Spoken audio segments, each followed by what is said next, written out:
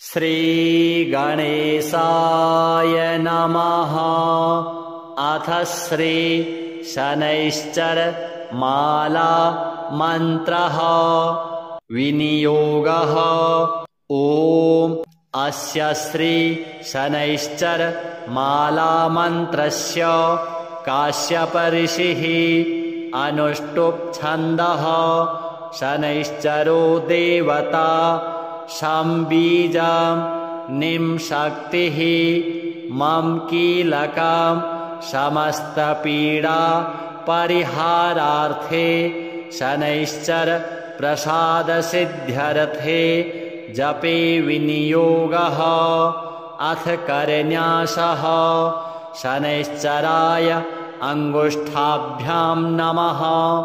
कृष्णवर्णाय तर्जनीभ्यां नमः। सूर्यपुत्राय मध्यमाभ्यां नमः। मंदगतये अनामिकाभ्यां नमः। गृद्धवाहनाय कनिष्ठिकाभ्यां नमः। पंगुपादाय करतलकरपृष्ठाभ्यां नमः। हृदयादि षडङ्गन्यासः। शनैश्चराय हृदयाय नमः। कृष्णवर्णाय शिरसे स्वाहा। सूर्यपुत्राय शिखायै वषट्। मंदगतये कवचाय हुं। गृद्धवाहनाय नेत्रत्रयाय वषट्। पंगुपादाय अस्त्राय फट्। ध्यानम्। दोर्भिर्धनुर्विशिखचर्मधरं त्रिशूलम् भास्वत्किरीटमुकुटोज्ज्वलितेन्द्रनीलम्। नीलातपत्रकुसुमादि सुगन्धभूषम् देवं भजे रविसुतं प्रणतोऽस्मि नित्यम्।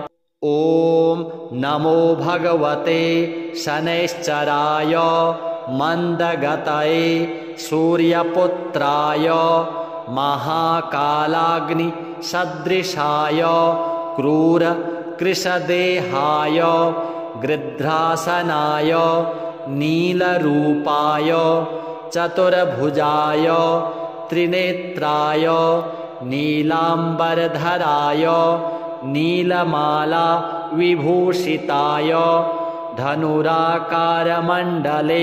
प्रतिष्ठिताय काश्यप गोत्रात्मजाय माणिक्य मुक्ताभरणाय छायापुत्राय सकलमहारौद्राय सकलजगद्भयङ्कराय पंकुपादाय क्रूररूपाय देवासुरभयङ्कराय शौरये कृष्णवर्णाय स्थूलरोमाय अधोमुखाय नीलभद्रासनाय नीलवर्णरथारूढाय त्रिशूलधराय सर्वजनभयङ्कराय मंदाय दं शं नं मं हुं रक्ष रक्ष मम शत्रून् नाशय सर्वपीडा नाशय नाशय विषमस्थशनैश्चरान् सुप्रीणय सुप्रीणय सर्वज्वरान् क्षमय क्षमय समस्तव्याधीनामोचय मोचय विमोचय मां रक्ष रक्ष समस्तदुष्टग्रहान् भक्षय भक्षय भ्रामय भ्रामय त्रासय त्रासय बन्धय बन्धय उन्मादयोन्मादय दीपय दीपय तापय तापय सर्वविघ्नान् छिन्धि छिन्धि डाकिनी शाकिनी भूतवेताल यक्ष रक्षो गन्धर्वग्रहान् ग्रासय ग्रासय भक्षय भक्षय दह दह पच पच हन हन विदारय विदारय शत्रून्नाशय नाशय सर्वपीडा नाशय नाशय विषमस्थशनैश्चरान् सुप्रीणय सुप्रीणय सर्वज्वरान् क्षमय क्षमय समस्तव्याधीन् विमोचय विमोचय। ॐ शं नं मं ह्रां फं हुं शनैश्चराय नीलाभ्रवर्णाय नीलमेखलाय शौरये नमः। श्रीशनिदेवार्पणमस्तु। ॐ नमो भगवते शनैश्चराय मन्दगतये सूर्यपुत्राय महाकालाग्निसदृशाय क्रूरकृशदेहाय गृध्रासनाय नीलरूपाय चतुर्भुजाय त्रिनेत्राय नीलाम्बरधराय नीलमाला विभूषिताय धनुराकारमण्डले प्रतिष्ठिताय काश्यप गोत्रात्मजाय माणिक्य मुक्ताभरणाय छायापुत्राय सकलमहारौद्राय सकलजगद्भयङ्कराय पङ्कुपादाय क्रूररूपाय देवासुरभयङ्कराय शौरये कृष्णवर्णाय स्थूलरोमाय अधोमुखाय नीलभद्रासनाय नीलवर्णरथारूढाय त्रिशूलधराय सर्वजनभयङ्कराय मन्दाय दं शं नं मं हुं रक्ष रक्ष मम शत्रून् नाशय सर्वपीडा नाशय नाशय। विषमस्थशनैश्चरान् सुप्रीणय सुप्रीणय सर्वज्वरान् क्षमय क्षमय समस्तव्याधीनामोचय मोचय विमोचय। मां रक्ष रक्ष समस्तदुष्टग्रहान् भक्षय भक्षय भ्रामय भ्रामय त्रासय त्रासय बन्धय बन्धय उन्मादयोन्मादय दीपय दीपय तापय तापय सर्वविघ्नान् छिन्धि छिन्धि डाकिनी शाकिनी भूतवेताल यक्षरक्षो गन्धर्वग्रहान् ग्रासय ग्रासय भक्षय भक्षय दह दह पच पच हन हन विदारय विदारय शत्रून्नाशय नाशय सर्वपीडा नाशय नाशय। विषमस्थशनैश्चरान् सुप्रीणय सुप्रीणय सर्वज्वरान् क्षमय क्षमय समस्तव्याधीन् विमोचय विमोचय। ॐ शं नं मं ह्रां फं हुं शनैश्चराय नीलाभ्रवर्णाय नीलमेखलाय शौरये नमः। श्रीशनिदेवार्पणमस्तु।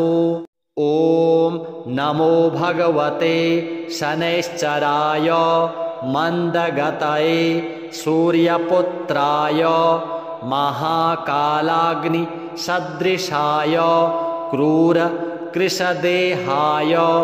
गृध्रासनाय नीलरूपाय चतुर्भुजाय त्रिनेत्राय नीलाम्बरधराय नीलमाला विभूषिताय धनुराकारमण्डले प्रतिष्ठिताय काश्यप गोत्रात्मजाय माणिक्य मुक्ताभरणाय छायापुत्राय सकलमहारौद्राय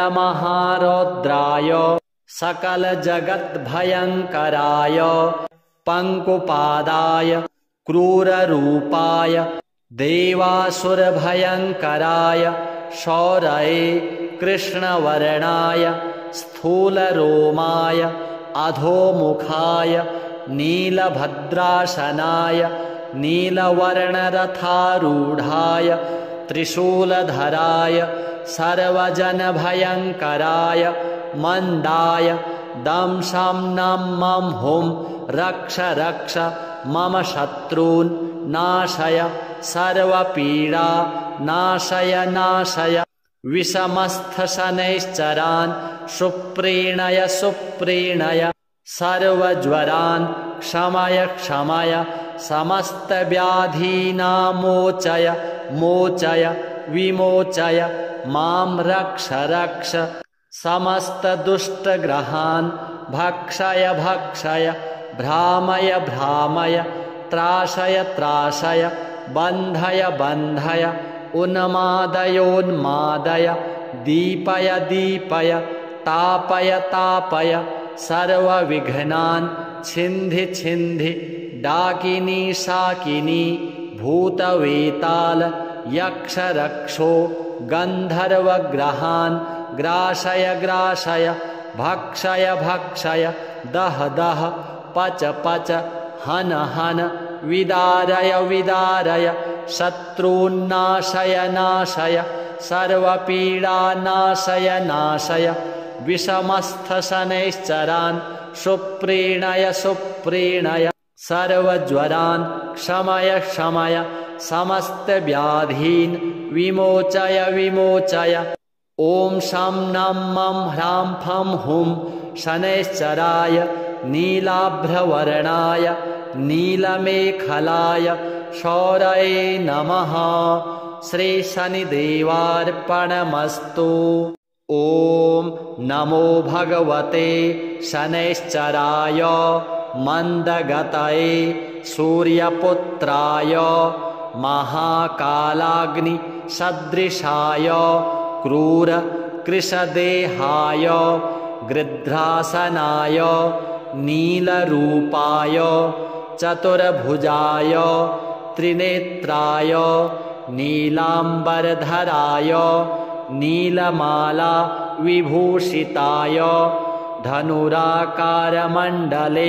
प्रतिष्ठिताय काश्यप गोत्रात्मजाय माणिक्य मुक्ताभरणाय छायापुत्राय सकलमहारौद्राय सकलजगद्भयङ्कराय पङ्कुपादाय क्रूररूपाय देवासुरभयङ्कराय शौरये कृष्णवर्णाय स्थूलरोमाय अधोमुखाय नीलभद्रासनाय नीलवर्णरथारूढाय त्रिशूलधराय सर्वजनभयङ्कराय मन्दाय दंशं नं मं हुं रक्ष रक्ष मम शत्रून् नाशय सर्वपीडा नाशय नाशय विषमस्थशनैश्चरान् सुप्रीणय सुप्रीणय सर्वज्वरान् क्षमय क्षमय समस्तव्याधीनामोचय मोचय विमोचय मां रक्ष रक्ष समस्तदुष्टग्रहान् भक्षय भक्षय भ्रामय भ्रामय त्रासय त्रासय बन्धय बन्धय उन्मादयोन्मादय दीपय दीपय तापय तापय सर्वविघ्नान् छिन्धि छिन्धि डाकिनी शाकिनी भूतवेताल यक्ष रक्षो गन्धर्वग्रहान् ग्रासय ग्रासय भक्षय भक्षय दह दह पच पच हन हन विदारय विदारय शत्रून्नाशय नाशय सर्वपीडानाशय नाशय विषमस्थशनैश्चरान् सुप्रीणय सुप्रीणय सर्वज्वरान् क्षमय क्षमय समस्तव्याधीन् विमोचय विमोचय ॐ शं नं मं ह्रां फं हुं शनैश्चराय नीलाभ्रवर्णाय नीलमेखलाय शौरये नमः। श्री शनिदेवार्पणमस्तु। ॐ नमो भगवते शनैश्चराय मन्दगतये सूर्यपुत्राय महाकालाग्निसदृशाय क्रूर कृशदेहाय गृध्रासनाय नीलरूपाय चतुर्भुजाय त्रिनेत्राय नीलाम्बरधराय नीलमाला विभूषिताय धनुराकारमण्डले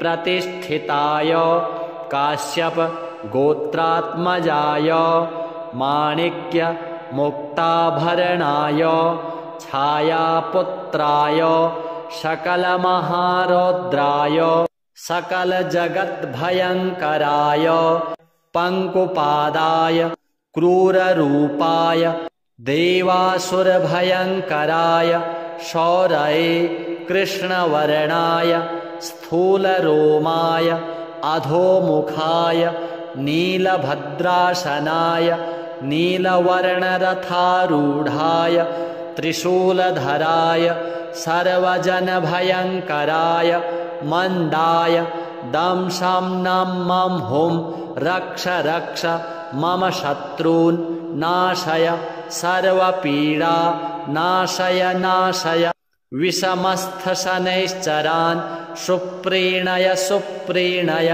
सर्वज्वरान् क्षमय क्षमय समस्तव्याधीनामोचय मोचय विमोचय मां रक्ष रक्ष समस्तदुष्टग्रहान् भक्षय भक्षय भ्रामय भ्रामय त्रासय त्रासय बन्धय बन्धय उन्मादयोन्मादय दीपय दीपय तापय तापय सर्वविघ्नान् छिन्धि छिन्धि डाकिनी शाकिनी भूतवेताल यक्षरक्षो गन्धर्वग्रहान् ग्रासय ग्रासय भक्षय भक्षय दह दह पच पच हन हन विदारय विदारय शत्रून्नाशय नाशय सर्वपीडानाशय नाशय विषमस्थशनैश्चरान्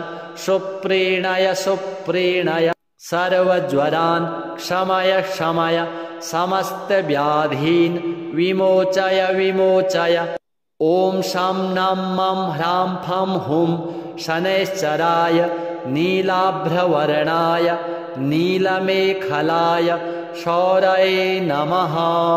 श्रीशनिदेवार्पणमस्तु।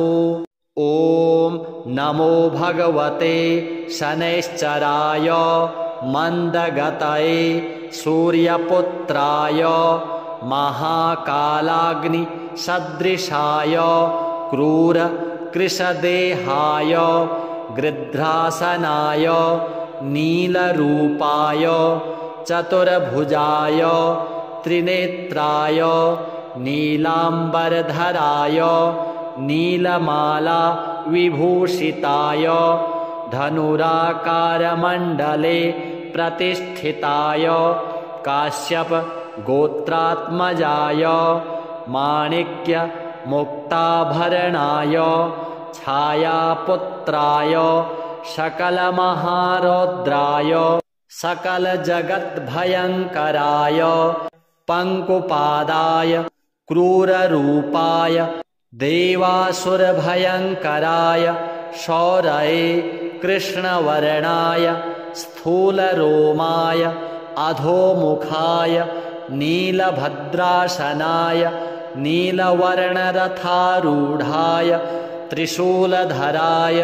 सर्वजनभयङ्कराय मन्दाय दं शं नं मं हुं रक्ष रक्ष मम शत्रून् नाशय सर्वपीडा नाशय नाशय विषमस्थशनैश्चरान् सुप्रीणय सुप्रीणय सर्वज्वरान् क्षमय क्षमय समस्तव्याधीनामोचय मोचय विमोचय मां रक्ष रक्ष समस्तदुष्टग्रहान् भक्षय भक्षय भ्रामय भ्रामय त्रासय त्रासय बन्धय बन्धय उन्मादयोन्मादय दीपय दीपय तापय तापय सर्वविघ्नान् छिन्धि छिन्धि डाकिनी शाकिनी भूतवेताल यक्षरक्षो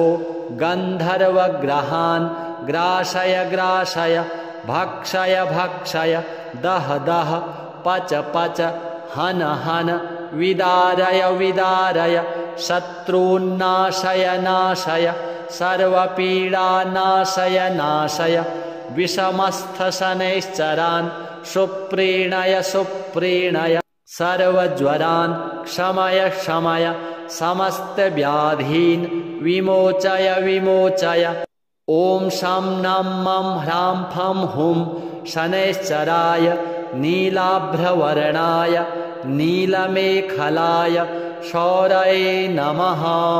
श्रीशनिदेवार्पणमस्तु। ॐ नमो भगवते शनैश्चराय मन्दगतये सूर्यपुत्राय महाकालाग्निसदृशाय क्रूरकृशदेहाय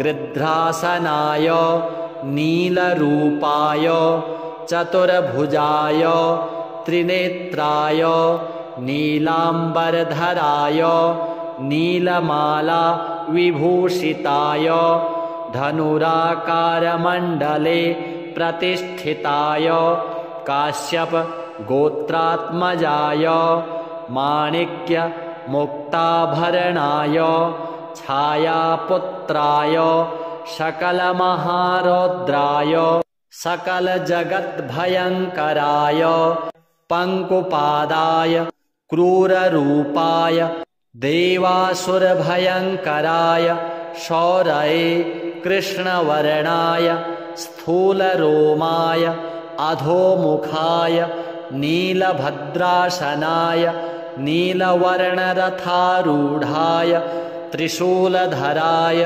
सर्वजनभयङ्कराय मन्दाय दं शं नं मं हुं रक्ष रक्ष मम शत्रून् नाशय सर्वपीडा नाशय नाशय विषमस्थशनैश्चरान् सुप्रीणय सुप्रीणय सर्वज्वरान् क्षमय क्षमय समस्तव्याधीनामोचय मोचय विमोचय मां रक्ष रक्ष समस्तदुष्टग्रहान् भक्षय भक्षय भ्रामय भ्रामय त्रासय त्रासय बन्धय बन्धय उन्मादयोन्मादय दीपय दीपय तापय तापय सर्वविघ्नान् छिन्धि छिन्धि डाकिनी शाकिनी भूतवेताल यक्षरक्षो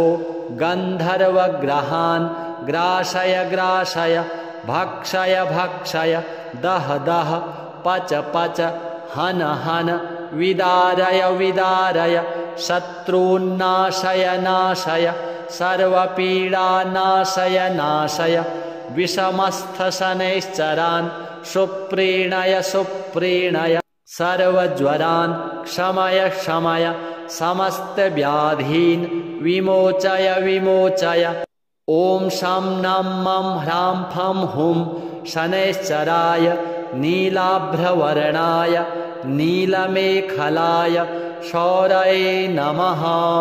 श्रीशनिदेवार्पणमस्तु। ॐ नमो भगवते शनैश्चराय मन्दगतये सूर्यपुत्राय महाकालाग्निसदृशाय क्रूरकृशदेहाय गृध्रासनाय नीलरूपाय चतुर्भुजाय त्रिनेत्राय नीलाम्बरधराय नीलमाला विभूषिताय धनुराकारमण्डले प्रतिष्ठिताय काश्यप गोत्रात्मजाय माणिक्य मुक्ताभरणाय छायापुत्राय सकलमहारौद्राय सकलजगद्भयङ्कराय पङ्कुपादाय क्रूररूपाय देवासुरभयङ्कराय शौरये कृष्णवर्णाय स्थूलरोमाय अधोमुखाय नीलभद्रासनाय नीलवर्णरथारूढाय त्रिशूलधराय सर्वजनभयङ्कराय मन्दाय दंशं नं मं हुं रक्ष रक्ष मम शत्रून् नाशय सर्वपीडा नाशय नाशय विषमस्थशनैश्चरान् सुप्रीणय सुप्रीणय सर्वज्वरान् क्षमय क्षमय समस्तव्याधीनामोचय मोचय विमोचय मां रक्ष रक्ष समस्तदुष्टग्रहान् भक्षय भक्षय भ्रामय भ्रामय त्रासय त्रासय बन्धय बन्धय उन्मादयोन्मादय दीपय दीपय तापय तापय सर्वविघ्नान् छिन्धि छिन्धि डाकिनी शाकिनी भूतवेताल यक्ष रक्षो गन्धर्वग्रहान् ग्रासय ग्रासय भक्षय भक्षय दह दह पच पच हन हन विदारय विदारय शत्रून्नाशय नाशय सर्वपीडा नाशय नाशय विषमस्थशनैश्चरान् सुप्रीणय सुप्रीणय सर्वज्वरान् क्षमय क्षमय समस्तव्याधीन् विमोचय विमोचय ॐ शं नं मं ह्रां फं हुं शनैश्चराय नीलाभ्रवर्णाय नीलमेखलाय शौरये नमः। श्रीशनिदेवार्पणमस्तु। ॐ नमो भगवते शनैश्चराय मन्दगतये सूर्यपुत्राय महाकालाग्निसदृशाय क्रूर कृशदेहाय गृध्रासनाय नीलरूपाय चतुर्भुजाय त्रिनेत्राय नीलाम्बरधराय नीलमाला विभूषिताय धनुराकारमण्डले प्रतिष्ठिताय काश्यप गोत्रात्मजाय माणिक्य मुक्ताभरणाय छायापुत्राय सकलमहारौद्राय सकलजगद्भयङ्कराय पङ्कुपादाय क्रूररूपाय देवासुरभयङ्कराय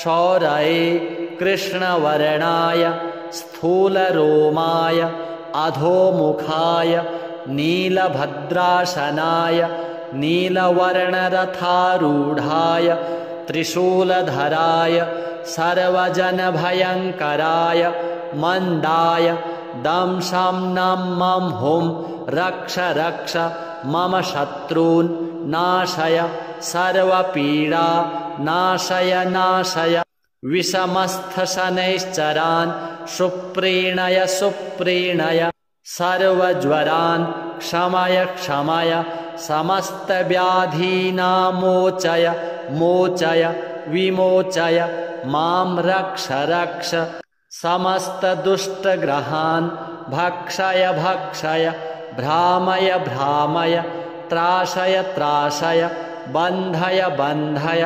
उन्मादयोन्मादय दीपय दीपय तापय तापय सर्वविघ्नान् छिन्धि छिन्धि डाकिनी शाकिनी भूतवेताल यक्ष रक्षो गन्धर्वग्रहान् ग्रासय ग्रासय भक्षय भक्षय दह दह पच पच हन हन विदारय विदारय शत्रून्नाशय नाशय सर्वपीडा नाशय नाशय विषमस्थशनैश्चरान् सुप्रीणय सुप्रीणय सर्वज्वरान् क्षमय क्षमय समस्तव्याधीन् विमोचय विमोचय ॐ शं नं मं ह्रां फं हुं शनैश्चराय नीलाभ्रवर्णाय नीलमेखलाय शौरये नमः।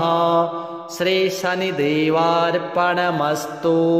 ॐ नमो भगवते शनैश्चराय मन्दगतये सूर्यपुत्राय महाकालाग्निसदृशाय क्रूरकृशदेहाय गृध्रासनाय नीलरूपाय चतुर्भुजाय त्रिनेत्राय नीलाम्बरधराय नीलमाला विभूषिताय धनुराकारमण्डले प्रतिष्ठिताय काश्यप गोत्रात्मजाय माणिक्य मुक्ताभरणाय छायापुत्राय सकलमहारौद्राय सकलजगद्भयङ्कराय पङ्कुपादाय क्रूररूपाय देवासुरभयङ्कराय शौरये कृष्णवर्णाय स्थूलरोमाय अधोमुखाय नीलभद्रासनाय नीलवर्णरथारूढाय त्रिशूलधराय सर्वजनभयङ्कराय मन्दाय दं शं नं मं हुं रक्ष रक्ष मम शत्रून् नाशय सर्वपीडा नाशय नाशय विषमस्थशनैश्चरान् सुप्रीणय सुप्रीणय सर्वज्वरान् क्षमय क्षमय समस्तव्याधीनामोचय मोचय विमोचय मां रक्ष रक्ष समस्तदुष्टग्रहान् भक्षय भक्षय भ्रामय भ्रामय त्रासय त्रासय बन्धय बन्धय उन्मादयोन्मादय दीपय दीपय तापय तापय सर्वविघ्नान् छिन्धि छिन्धि डाकिनी शाकिनी भूतवेताल यक्षरक्षो गन्धर्वग्रहान् ग्रासय ग्रासय भक्षय भक्षय दह दह पच पच हन हन विदारय विदारय शत्रून्नाशय नाशय सर्वपीडानाशय नाशय विषमस्थशनैश्चरान् सुप्रीणय सुप्रीणय सर्वज्वरान् क्षमय क्षमय समस्तव्याधीन् विमोचय विमोचय ॐ शं नं मं ह्रां फं हुं शनैश्चराय नीलाभ्रवर्णाय नीलमेखलाय शौरये नमः। श्रीशनिदेवार्पणमस्तु। ॐ नमो भगवते शनैश्चराय मन्दगतये सूर्यपुत्राय महाकालाग्निसदृशाय क्रूरकृशदेहाय गृध्रासनाय नीलरूपाय चतुर्भुजाय त्रिनेत्राय नीलाम्बरधराय नीलमाला विभूषिताय धनुराकारमण्डले प्रतिष्ठिताय काश्यप गोत्रात्मजाय माणिक्य मुक्ताभरणाय छायापुत्राय सकलमहारौद्राय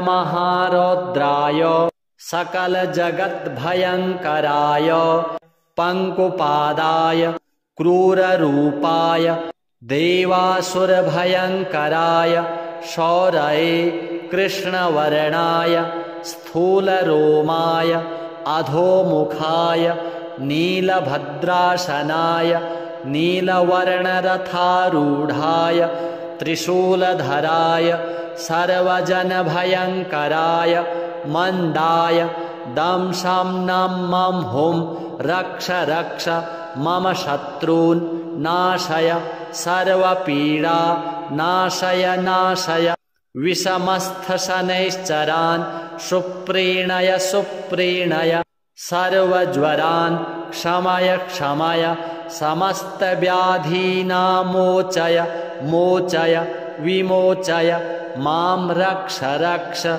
समस्तदुष्टग्रहान् भक्षय भक्षय भ्रामय भ्रामय त्रासय त्रासय बन्धय बन्धय उन्मादयोन्मादय दीपय दीपय तापय तापय सर्वविघ्नान् छिन्धि छिन्धि डाकिनी शाकिनी भूतवेताल यक्षरक्षो गन्धर्वग्रहान् ग्रासय ग्रासय भक्षय भक्षय दह दह पच पच हन हन विदारय विदारय शत्रून्नाशय नाशय सर्वपीडानाशय नाशय विषमस्थशनैश्चरान् सुप्रीणय सुप्रीणय सर्वज्वरान् क्षमय क्षमय समस्तव्याधीन् विमोचय विमोचय ॐ शं नं मं ह्रां फं हुं शनैश्चराय नीलाभ्रवर्णाय नीलमेखलाय शौरये नमः। श्रीशनिदेवार्पणमस्तु।